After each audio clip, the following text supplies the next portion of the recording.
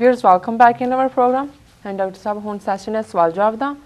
ਅੱਜ 4 ਜੁਲਾਈ 2013 21 ਹਾੜ ਨਾਨਕ ਸ਼ਾਹੀ ਸੰਮਤ 545 ਦਾ ਦਿਨ ਹੈ ਤੇ ਤੁਸੀਂ ਸਾਡੇ ਦਰਸ਼ਕਾਂ ਨੂੰ ਦੱਸੋ ਅੱਜ ਦੇ ਦਿਨ ਦੀ ਸਿੱਖ ਹਿਸਟਰੀ ਤੇ ਵਰਲਡ ਹਿਸਟਰੀ ਵਿੱਚ ਅੱਜ ਦੇ ਦਿਨ ਦੀ ਕੀ ਅਹਿਮੀਅਤ ਹੈ। 1955 ਦੇ ਵਿੱਚ ਅਸ਼ਵਨੀ ਕੁਮਾਰ DIG ਜਲੰਧਰ ਰੇਂਜ ਜਿਹੜਾ ਸੀ ਉਹਦੀ ਅਗਵਾਈ 'ਚ ਪੁਲਿਸ ਨੇ ਸ਼੍ਰੀ ਹਰਮੰਦਰ ਸਾਹਿਬ ਕੰਪਲੈਕਸ ਦੇ ਵਿੱਚ ਪ੍ਰਵੇਸ਼ ਕੀਤਾ ਜੀ। ਹਜ਼ਾਰਾਂ ਦੀ ਗਿਣਤੀ ਦੇ ਵਿੱਚ ਸਿੱਖ ਸੰਗਤਾਂ ਜਿਹੜੀਆਂ ਕਿ ਪਰਿਕਰਮਾ ਦੇ ਵਿੱਚ ਔਰ ਚਾਰ ਚੁਫੇਰੇ ਪਹੁੰਚੀਆਂ ਸਨ ਜੀ। ਉਹਨਾਂ ਨੇ ਉਸ ਦਾ ਵਿਰੋਧ ਕੀਤਾ, ਮੰਜੀ ਸਾਹਿਬ ਤੇ ਵੀ ਉਹਨਾਂ ਨੇ ਕੰਟਰੋਲ ਕੀਤਾ, ਅਕਾਲੀ ਦਲ ਦੇ ਦਫ਼ਤਰ ਤੇ ਵੀ ਕਬਜ਼ਾ ਕੀਤਾ ਔਰ ਇੱਥੋਂ ਤੱਕ ਕਿ ਪੁਲਿਸ ਨੇ ਚਾਰ ਚੁਫੇਰੇ ਨਾਕਾਬੰਦੀ ਕਰਕੇ ਇਹ ਯਤਨ ਕੀਤਾ ਕਿ ਹਰਮੰਦਰ ਸਾਹਿਬ ਦੇ ਅੰਦਰ ਜਿਹੜਾ ਲੰਗਰ ਹੈ ਉਹ ਨਾ ਪਹੁੰਚੇ। ਹਾਲਾਂਕਿ ਜਿਸ ਕਿਸਮ ਦਾ ਆਲਾ ਦੁਆਲਾ ਨੇਬਰਹੁੱਡ ਸੀ, ਬੀਬੀਆਂ ਨੇ ਔਰ ਸਿੰਘਾਂ ਨੇ ਹਿੰਮਤ ਦੇ ਨਾਲ ਲੰਗਰ ਦਾ ਇੰਨਾ ਜ਼ਿਆਦਾ ਅੰਦਰ ਪ੍ਰਬੰਧ ਹੋ ਗਿਆ, ਬਾਹਰੋਂ ਜਾ ਕੇ ਭਾਵੇਂ ਕਿਸੇ ਤਰੀਕੇ ਨਾਲ ਵੀ ਉਹਨਾਂ ਨੇ ਪਹੁੰਚਾਇਆ ਕਿ ਉਹਨਾਂ ਨੂੰ ਅਪੀਲ ਕਰਨੀ ਪਈ ਅੰਦਰੋਂ ਕਿ ਵੀ ਸਾਨੂੰ ਲੰਗਰ ਇੱਥੇ ਬਹੁਤ ਜ਼ਿਆਦਾ ਇਕੱਠਾ ਹੋ ਰਿਹਾ, ਲੰਗਰ ਨਾ ਭੇਜੋ ਜੀ। ਉਹ ਚਾਹੁੰਦੇ ਸੀ ਅੰਦਰ ਜਾਣਾ ਵੀ ਹਰਮੰਦਰ ਸਾਹਿਬ ਪਰਿਕਰਮਾ ਤੱਕ ਵੀ, ਪਰ ਜਿਹੜਾ ਇੰਨਾ ਗੁੱਸਾ ਸੰਗਤਾਂ ਦਾ ਸੀ ਉਹਦੇ ਸਾਹਮਣੇ ਉਹ ਨਹੀਂ ਖਲੋ ਸਕੇ। ਆਰਮੀ ਉਹਨਾਂ ਨੇ ਸੱਦੀ, ਫਲੈਗ ਮਾਰਚ ਕਰਨ ਦਾ ਯਤਨ ਕੀਤਾ ਪਰ ਉਹ ਵੀ ਉਹਨਾਂ ਨੂੰ ਰਿਟਰੀਟ ਕਰਨਾ ਪਿਆ।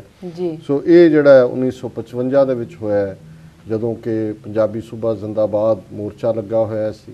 ਇਹਦੇ ਬਾਵਜੂਦ ਕਿ ਉਹ ਚਾਹੁੰਦੇ ਸੀ ਕਿ ਉਸ ਦਿਨ ਜਥਾ ਗ੍ਰਿਫਤਾਰੀ ਲਈ ਨਾ ਜਾਏ ਤਾਂ ਕਿ ਪੁਲਿਸ ਕਹੇ ਜੀ ਸਾਡੀ ਜਿੱਤ ਹੋਈ ਹੈ, ਫਿਰ ਵੀ ਜਿਹੜਾ ਇੱਕ ਨੌਜਵਾਨਾਂ ਦੇ ਜਥੇ ਨੇ ਜਾ ਕੇ ਗ੍ਰਿਫਤਾਰੀ ਦਿੱਤੀ, ਭਾਵੇਂ ਉਹਨਾਂ ਦੇ ਉੱਤੇ ਜ਼ਬਰਦਸਤ ਲਾਠੀ ਚਾਰਜ ਕੀਤਾ ਗਿਆ ਔਰ ਉਹਨਾਂ ਨੂੰ ਹਰਾਸ ਕੀਤਾ ਗਿਆ। 4 ਜੁਲਾਈ 1965 ਨੂੰ ਲੁਧਿਆਣੇ ਦੇ ਵਿੱਚ ਮਾਸਟਰ ਅਕਾਲੀ ਦਲ ਉਦੋਂ ਅੱਡ ਹੋ ਚੁੱਕਾ ਸੀ। ਉਸ ਤੋਂ ਪਹਿਲਾਂ ਸੰਤ ਫਤਿਹ ਸਿੰਘ ਦੇ ਅਕਾਲੀ ਦਲ ਤੋਂ ਹਰੀ ਸਿੰਘ ਨਲਵੇ ਦੇ ਨਾਂ ਤੇ ਨਲਵਾ ਕਾਨਫਰੰਸ ਹੋਈ ਜਿਹਦੇ 'ਚ ਦੂਸਰਿਆਂ ਦੇ ਭਾਵੇਂ ਨੁਮਾਇੰਦੇ ਵੀ ਆਏ, ਪਰ ਇਹਦੇ 'ਚ ਇੱਕ ਬੜਾ ਯੂਨੀਕ ਮਤਾ, ਸਿੱਖ ਹੋਮਲੈਂਡ ਦਾ ਮਤਾ ਜਿਹਨੂੰ ਕਿਹਾ ਜਾਂਦਾ ਹੈ, ਉਹ ਪਾਸ ਕੀਤਾ ਗਿਆ। ਔਰ ਇਹ ਵੀ ਆਇਰਨੀ ਹੈ ਸਿਚੁਏਸ਼ਨ ਦੀ ਵੀ ਜਸਟਿਸ ਗੁਰਨਾਮ ਸਿੰਘ ਜਿਹੜਾ ਬਾਅਦ ਦੇ ਵਿੱਚ ਪੰਜਾਬ ਦਾ 2 ਵਾਰ ਮੁੱਖ ਮੰਤਰੀ ਵੀ ਬਣਿਆ, ਫਿਰ ਅਕਾਲੀ ਦਲ ਵੱਲ ਵੀ ਪਿੱਠ ਕੀਤੀ ਤਾਂ ਇੰਡੀਅਨ ਗੌਰਮੈਂਟ ਵੱਲੋਂ ਜਿਹੜਾ ਉਹਨਾਂ ਦੇ ਨਾਲ ਬਿਲਕੁਲ ਕਾਂਗਰਸੀ ਝੋਲੀ 'ਚ ਡਿੱਗ ਪਿਆ। ਇੰਦਰਾ ਗਾਂਧੀ ਨੇ ਉਹਨੂੰ ਆਸਟ੍ਰੇਲੀਆ ਦੇ ਵਿੱਚ ਇੰਡੀਆ ਦਾ ਹਾਈ ਕਮਿਸ਼ਨਰ ਬਣਾ ਕੇ ਭੇਜਿਆ ਤੇ ਜਿਸ ਜਹਾਜ਼ ਦੇ ਵਿੱਚ ਉਹ ਫਲਾਈ ਕੀਤਾ ਉਹ ਜਹਾਜ਼ ਹਾਦਸਾਗ੍ਰਸਤ ਹੋ ਗਿਆ, ਐਕਸੀਡੈਂਟ ਹੋ ਗਿਆ,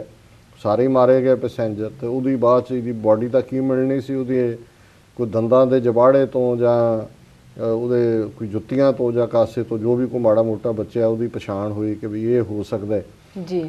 ਲੇਕਿਨ ਮਤਲਬ ਨਲਵਾ ਕਾਨਫਰੰਸ ਦੇ ਹਵਾਲੇ ਨਾਲ ਜਿਹੜਾ ਸਿੱਖ ਹੋਮਲੈਂਡ ਦਾ ਮਤਾ ਹੈ ਇਹ ਜੱਜ ਸੀ, ਜਸਟਿਸ ਸੀ, ਇਹਨੇ ਪੇਸ਼ ਕੀਤਾ। ਡਰਾਫਟਿੰਗ ਉਹਦੀ ਸਰ ਕਪੂਰ ਸਿੰਘ ਨੇ ਕੀਤੀ ਸੀ। ਉਹਦੇ 'ਚ ਪਹਿਲੀ ਵਾਰ ਹੈ ਕਿ ਰਾਈਟ ਆਫ ਸੈਲਫ ਡਿਟਰਮੀਨੇਸ਼ਨ, ਸਵੈ ਨਿਰਣੇ ਦਾ ਹੱਕ ਜਾਂ ਜਿਹਨੂੰ ਆਤਮ ਨਿਰਣੇ ਦਾ ਹੱਕ ਉਦੋਂ ਜ਼ਿਆਦਾ ਇਹ ਸ਼ਬਦ ਇਸਤੇਮਾਲ ਕੀਤੇ ਜਾਂਦੇ ਸੀ, ਇਹ ਮਤਾ ਪਾਸ ਕੀਤਾ।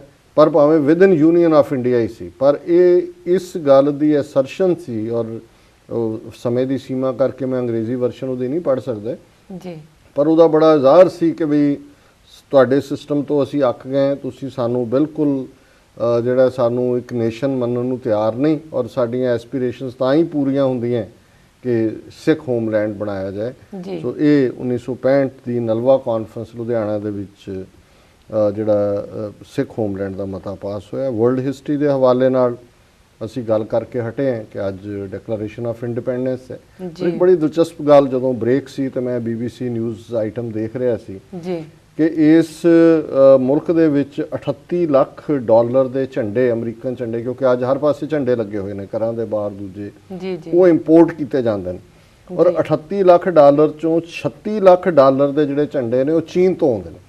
ਇਹਨੂੰ ਬੇਸ਼ੱਕ ਹੁਣ ਕੁਝ ਡੈਮੋਕ੍ਰੈਟ ਲਿਆਉਣਾ ਚਾਹੁੰਦੇ ਨੇ ਜੀ ਸਾਡਾ ਪ੍ਰਾਈਡ ਹੈ ਝੰਡੇ ਅਮਰੀਕਾ 'ਚ ਹੋਣ, ਪਰ ਇਹ ਵੀ ਮੈਂ ਸਮਝਦਾ ਵੀ ਅਮਰੀਕਾ ਦੀ ਬਿਊਟੀ ਹੈ ਕਿ ਜਿਹੜਾ ਉਹਨਾਂ ਦਾ ਨੈਸ਼ਨਲ ਡੇ ਹੈ ਉਹਦੇ ਜਿਹੜੇ ਫਲੈਗ ਨੇ ਉਹ ਚੀਨ 'ਚ ਬਣ ਰਹੇ ਨੇ ਔਰ ਇਹ ਕੁੱਲ ਮਿਲਾ ਕੇ ਇਸ ਵੇਲੇ ਲਗਭਗ 400 ਬਿਲੀਅਨ ਡਾਲਰ ਦਾ ਟ੍ਰੇਡ ਚਾਈਨਾ ਦੇ ਨਾਲ, ਇੰਪੋਰਟ ਹੈ ਚਾਈਨਾ ਦੀ ਜਿਹੜੀ ਵਾਧੂ ਹੈ, ਐਕਸੀਡ ਕਰਦੀ ਹੈ। ਸੋ ਇਹ 4 ਜੁਲਾਈ ਦਾ ਦਿਨ ਹੈ, ਅਸੀਂ ਮੁਬਾਰਕਬਾਦ ਦੇ ਚੁੱਕੇ ਹਾਂ। ਬੇਸ਼ੱਕ ਡੈਕਲੇਰੇਸ਼ਨ ਆਫ ਇੰਡੀਪੈਂਡੈਂਸ 1776 ਨੂੰ ਹੋਈ, ਪਰ 1796 'ਚ ਪਹਿਲੀ ਵਾਰ ਇਸ ਦਿਨ ਨੂੰ ਸੈਲੀਬ੍ਰੇਟ ਕੀਤਾ ਗਿਆ ਜਿਵੇਂ ਅੱਜ ਅਸੀਂ ਕਰਦੇ ਹਾਂ। 1845 ਦੇ ਵਿੱਚ ਟੈਕਸਾਸ ਸਟੇਟ ਨੇ ਉਹਨਾਂ ਦੀ ਕਾਂਗਰਸ ਨੇ ਇਹ ਵੋਟ ਕੀਤਾ ਵੀ ਅਸੀਂ ਅਮਰੀਕਾ ਦੇ ਨਾਲ ਰਲਣਾ। ਬਹੁਤਿਆਂ ਨੂੰ ਲੱਗਦਾ ਵੀ ਇਹ 50 ਸਟੇਟਾਂ ਪਤਾ ਨਹੀਂ ਬਣਿਆ ਬਣਾਇਆ ਅਮਰੀਕਾ ਐਵੇਂ ਨਿਕਲਿਆ। ਜਦੋਂ 4 ਜੁਲਾਈ 1776 ਨੂੰ ਡੈਕਲੇਰੇਸ਼ਨ ਹੋਈ, ਸਿਰਫ 13 ਸਟੇਟਾਂ ਸੀ ਅਮਰੀਕਾ ਦੀਆਂ ਜੀ ਔਰ 1845 ਚ ਟੈਕਸਾਸ ਜਿਹੜੀ ਹੈ ਉਸ ਡੈਕਲੇਰੇਸ਼ਨ ਤੋਂ ਕਿੰਨੇ ਸਾਲ ਬਾਅਦ, ਕਿਉਂਕਿ ਟੈਕਸਾਸ ਇੰਡੀਪੈਂਡੈਂਟ ਸੀ ਮੈਕਸੀਕੋ ਤੋਂ, ਨਾਲ ਉਹਨਾਂ ਦਾ ਜਨਰਲ ਸੀ ਹਿਊਸਟਨ ਜੀ ਜਿਹਨੇ ਟੈਕਸਾਸ ਨੂੰ ਫ੍ਰੀ ਕਰਾਇਆ, ਔਰ ਅੱਜ ਵੀ ਜਿਹੜਾ ਉਹਦਾ ਇੰਪੋਰਟੈਂਟ ਸਿਟੀ ਹੈ ਟੈਕਸਾਸ ਦੀ ਉਸ ਜਨਰਲ ਦੇ ਨਾਂ ਤੇ ਹੈ ਜੀ ਹਿਊਸਟਨ ਦੇ। ਔਰ ਦਿਲਚਸਪ ਗੱਲ ਇਹ ਵੀ ਹੈ ਵੀ ਜਿਹੜਾ ਜਦੋਂ ਟੈਕਸਾਸ ਨੇ ਆਪਣੇ ਆਪ ਨੂੰ ਅਮਰੀਕਨ ਯੂਨੀਅਨ ਨਾਲ ਇਲਹਾਕ ਕੀਤਾ, ਉਹਦੇ 'ਚ ਇੱਕ ਉਸ ਸੰਧੀ ਦੇ ਵਿੱਚ ਇੱਕ ਲਾਈਨ ਲਿਖੀ ਹੋਈ ਹੈ ਵੀ ਜਦੋਂ ਟੈਕਸਾਸ ਚਾਹੇ ਆਜ਼ਾਦ ਹੋ ਸਕਦਾ ਜੀ, ਉਹ ਜ਼ਰੂਰੀ ਨਹੀਂ ਉਹਨੇ ਅਮਰੀਕਾ ਨਾਲ ਰਹਿਣਾ। ਸੋ ਇਹ ਵੀ ਜਦੋਂ ਉੱਥੇ ਹੱਥ ਮਿਲਾਉਂਦੇ ਹੋ ਇਹ ਨਹੀਂ ਕਹਿਣਗੇ ਆਈ ਐਮ ਅਮਰੀਕਨ, ਕਹਿਣਗੇ ਆਈ ਐਮ ਟੈਕਸਨ। ਸੋ ਉਹਨਾਂ 'ਚ ਅੱਜ ਵੀ ਇਸੇ ਲਈ ਜਿਹੜੇ ਹਥਿਆਰ ਨੇ ਉਹਨਾਂ ਸੰਬੰਧੀ ਉਹਨਾਂ ਦੇ ਲਾ ਬੜੇ ਲਿਬਰਲ ਨੇ। ਟੈਕਸਨ ਇੱਕ ਆਪਣਾ ਕਰੈਕਟਰ ਹੈ ਜੀ। ਸੋ 1845 ਚ ਉਹਨਾਂ ਨੇ ਅਮਰੀਕਨ ਯੂਨੀਅਨ ਨੂੰ ਜੁਆਇਨ ਕੀਤਾ। ਅੱਜ ਅਸੀਂ ਬਿਜਲੀਆਂ ਦੀ ਰੋਸ਼ਨੀ 'ਚ ਬੈਠੇ ਹਾਂ, ਕਈ ਵਾਰੀ ਪਸੀਨੇ ਵਗਦੇ ਨੇ ਕੈਮਰਿਆਂ ਨਾਲ ਵੀ ਤੇ ਬਿਜਲੀ ਨਾਲ ਵੀ। ਤੇ ਮੈਂ ਦੇਖ ਰਿਹਾ ਸੀ ਕਿ ਜਿਹੜੀ ਪਹਿਲੀ ਪਬਲਿਕ ਐਗਜ਼ੀਬਿਸ਼ਨ ਹੋਈ ਬਿਜਲੀ ਦੀ ਸੈਨ ਫਰਾਂਸਿਸਕੋ 'ਚ 1876 ਚ ਹੋਈ ਜੀ। ਸੋ 1876 ਚ ਪਹਿਲੀ ਵਾਰ ਸੈਨ ਫਰਾਂਸਿਸਕੋ ਵਾਸੀਆਂ ਨੇ ਦੇਖਿਆ ਵੀ ਬਿਜਲੀ ਕੀ ਹੁੰਦੀ ਹੈ, ਇਲੈਕਟ੍ਰਿਕ ਐਗਜ਼ੀਬਿਸ਼ਨ। 1884 ਦੇ ਵਿੱਚ ਜਿਹੜਾ ਸਟੈਚੂ ਆਫ ਲਿਬਰਟੀ ਨਿਊਯਾਰਕ ਦੀ ਸਭ ਤੋਂ ਵੱਡੀ ਅਟਰੈਕਸ਼ਨ, ਉਸ ਦਾ ਜਿਹੜਾ ਟੂਰਿਸਟ ਦਾ ਸੈਂਟਰ ਹੈ, ਔਰ ਇਹ ਸਟੈਚੂ ਆਫ ਲਿਬਰਟੀ ਜਿਹੜਾ ਹੈ ਫਰਾਂਸ ਨੇ ਅਮਰੀਕਾ ਨੂੰ ਗਿਫਟ ਕੀਤਾ ਸੀ। ਸੋ ਪੈਰਿਸ ਦੇ ਵਿੱਚ 1884 ਚ ਇਹ ਸਟੈਚੂ ਆਫ ਲਿਬਰਟੀ ਗਿਫਟ ਕੀਤਾ ਗਿਆ ਜੀ। 1946 ਚ ਫਿਲੀਪੀਨ ਜਿਹੜਾ ਸਾਡੇ ਗੁਆਂਢ 'ਚ ਹੈ ਉਹ 400 ਸਾਲ ਬਾਅਦ ਆਜ਼ਾਦ ਹੋਇਆ। 1960 ਦੇ ਵਿੱਚ ਹੁਣ ਅਮਰੀਕਨ ਝੰਡੇ ਦੇ ਵਿੱਚ 50 ਸਟਾਰਸ ਨੇ ਜੀ।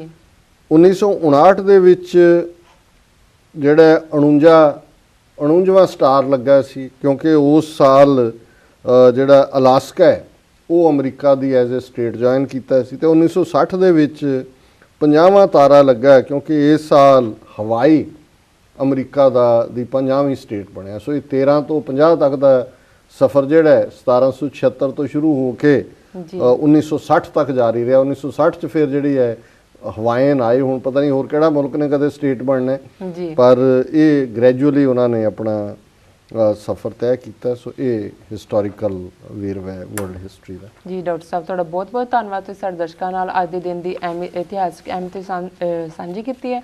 ਤੇ ਸਾਡਾ ਪਹਿਲਾ ਸਵਾਲ ਹੈ, ਭਾਰਤ ਦੇ ਰੱਖਿਆ ਮੰਤਰੀ ਐਂਟਨੀ ਦਾ ਚੀਨ ਪਹੁੰਚਣ ਤੇ ਦੁਸ਼ਮਣਾਂ ਵਾਂਗ ਸਵਾਗਤ ਕੀਤਾ ਗਿਆ, ਇਸ ਬਾਰੇ ਤੁਹਾਡੇ ਕੀ ਕਮੈਂਟਸ ਹਨ? ਦੇਖੋ, ਇਸ ਵੇਲੇ ਪਾਕਿਸਤਾਨ ਦੇ ਪ੍ਰਾਈਮ ਮਿਨਿਸਟਰ ਨਵਾਜ਼ ਸ਼ਰੀਫ ਵੀ ਚੀਨ ਦੇ ਦੌਰੇ ਤੇ ਗਏ ਹੋਏ ਨੇ, ਔਰ ਹਿੰਦੁਸਤਾਨ ਦੇ ਡਿਫੈਂਸ ਮਿਨਿਸਟਰ ਮਿਸਟਰ ਐਂਟਨੀ ਵੀ ਦੌਰੇ ਤੇ ਨੇ ਜੀ। ਔਰ ਮੈਂ ਟ੍ਰਿਬਿਊਨ ਦੀ ਹੈਡਲਾਈਨ ਦੇਖ ਰਿਹਾ ਸੀ, ਉਹਨਾਂ ਨੇ ਕਿਹਾ ਜੀ ਕਿ ਡਿਪਲੋਮੈਟਿਕ ਟੈਂਗੋ ਜੀ, ਕਿ ਵੀ ਇੱਕ ਪਾਸੇ ਜਦੋਂ ਪਾਕਿਸਤਾਨ ਨਾਲ ਚਾਈਨਾ ਦੀ ਰਿਲੇਸ਼ਨਸ਼ਿਪ ਦੀ ਗੱਲ ਹੁੰਦੀ ਹੈ ਤੇ ਇਹ ਕਿਹਾ ਜਾਂਦਾ ਹੈ ਪਹਾੜੋਂ ਸੇ ਊਂਚੀ ਸਮੁੰਦਰ ਸੇ ਗਹਿਰੀ, ਔਰ ਇਹਦੇ ਵਿੱਚ ਕੋਈ ਸ਼ੱਕ ਨਹੀਂ ਹੈ ਜੀ।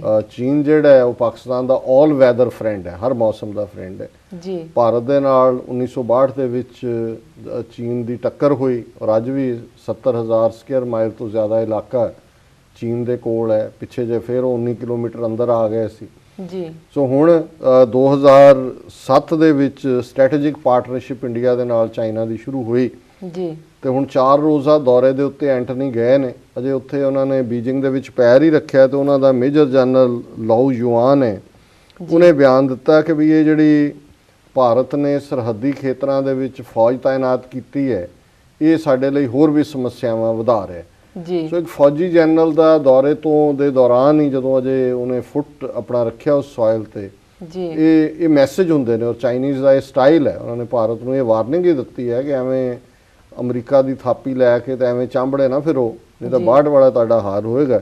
ਇਸ ਦੇ ਉਲਟ ਨਵਾਜ਼ ਸ਼ਰੀਫ ਨੂੰ ਉਹਨਾਂ ਨੇ ਉਸ ਤਰ੍ਹਾਂ ਹੀ ਟ੍ਰੀਟ ਕੀਤਾ ਜਿਵੇਂ ਹਰ ਜਿਹੜਾ ਵਿਜ਼ਿਟਿੰਗ ਪਾਕਿਸਤਾਨੀ ਡਿਗਨਿਟਰੀ ਹੈ ਉਸ ਨੂੰ ਟ੍ਰੀਟ ਕਰਦੇ ਨੇ। ਸੋ ਮੈਸੇਜ ਇੱਕੋ, ਹਾਲਾਂਕਿ ਕਿਹਾ ਜਾ ਰਿਹਾ ਜੀ ਕੋਇਨਸੀਡੈਂਸ ਹੈ ਕਿ ਉਹਨਾਂ ਦਾ ਪ੍ਰਾਈਮ ਮਿਨਿਸਟਰ, ਇਹਨਾਂ ਦਾ ਡਿਫੈਂਸ ਮਿਨਿਸਟਰ ਆਇਆ, ਪਰ ਇਹ ਚਾਈਨੀਜ਼ ਬੜੇ ਕਲੀਅਰ ਹੁੰਦੇ ਨੇ ਕਿ ਵੀ ਉਹਨਾਂ ਨੇ ਕੀ ਕਰਨਾ।